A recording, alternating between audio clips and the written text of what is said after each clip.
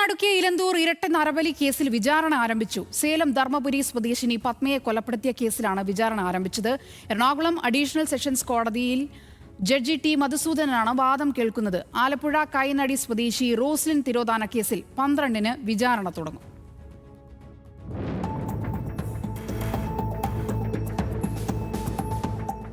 സാമ്പത്തിക അഭിവൃദ്ധിക്കായി ധർമ്മപുരി സ്വദേശിനിയും പിന്നീട് എറണാകുളത്ത് വന്ന് താമസിച്ചിരുന്നതുമായ പത്മിയെ ബലി നൽകിയ കേസിലാണ് വിചാരണ ആരംഭിച്ചത്.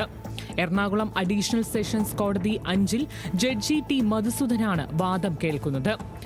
2 കേസുകൾക്കുമായി സർക്കാർ നിയമിച്ച special public prosecutor P Ajakumar വാദിഭാഗത്തിനായി ഹാജരായി. വെല്ലുവിളികൾ ഉണ്ടെങ്കിലും അതെല്ലാം അതിജീവിക്കുമെന്ന് അഭിഭാഷകൻ പറഞ്ഞു. പ്രോസിക്യൂഷനെ സംബന്ധിച്ചിടത്തോളം വളരെയേറെ വെല്ലുവിളികളുണ്ട്. നമ്മുടെ മനസ്സിനെ മരവിപ്പിക്കുന്ന രീതിയിലുള്ള കൊടും ക്രൂരതയാണ് ഈ കേസിൽ നടന്നിട്ടുള്ളത്. അത് വിചാരണ എത്രയും പെട്ടെന്ന് പൂർത്തിയാക്കാനാണ് ശ്രമിക്കുന്നത്. കാലടി മച്ചൂരിൽ വാടകയ്ക്ക് താമസിക്കുകയായിരുന്ന ആലപ്പുഴ കൈനടി സ്വദേശി റോസ്ലിനെ കൊലപ്പെടുത്തിയ കേസിൽ വിചാരണ 12-ന് തുടങ്ങും. 2 കേസുകളുണ്ട്. ഒന്ന് കടവന്ത്ര പോലീസ് സ്റ്റേഷൻ രജിസ്റ്റർ ചെയ്ത പത്മ എന്ന സ്ത്രീയുടെ തിരോധാനവുമായിട്ട് അനുബന്ധിച്ചുള്ള കേസാണ് ഇന്ന് തുടങ്ങുന്നത്.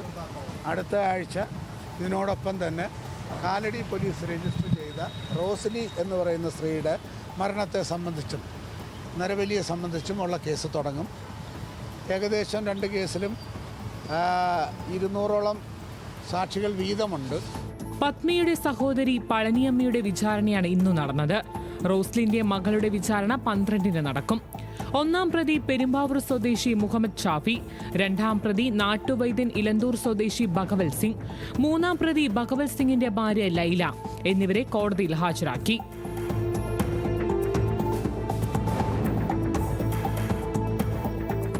ഫേസ്ബുക്കിൽ ശ്രീദേവി എന്ന പേരിൽ വ്യാജ പ്രൊഫൈൽ നിർമ്മിച്ച ഷാഫി ഐശ്വര്യത്തിനും സമ്പദ് സമൃദ്ധിക്കും വേണ്ടി പൂജ നടത്താൻ ബന്ധപ്പെടുകയെന്ന് കുറിപ്പിട്ടിരുന്നു.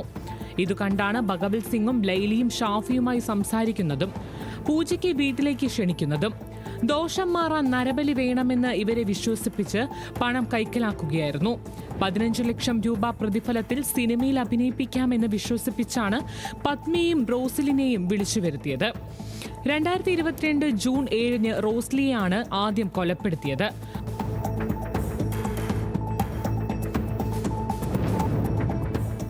മുജ്ജന്മ പാപം തീർന്നില്ലെന്ന് ദമ്പതികളെ പറഞ്ഞു വിശ്വസിപ്പിച്ച് സെപ്റ്റംബർ 26-ന് പത്മത്തെയും എത്തിച്ച് ബലി നൽകി.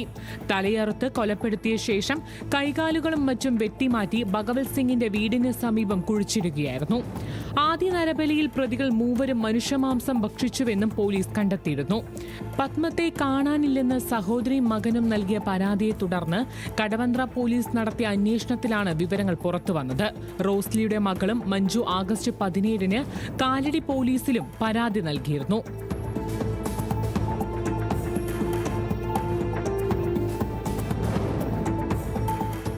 ന്യൂസ് മലയാളം, കൊച്ചി.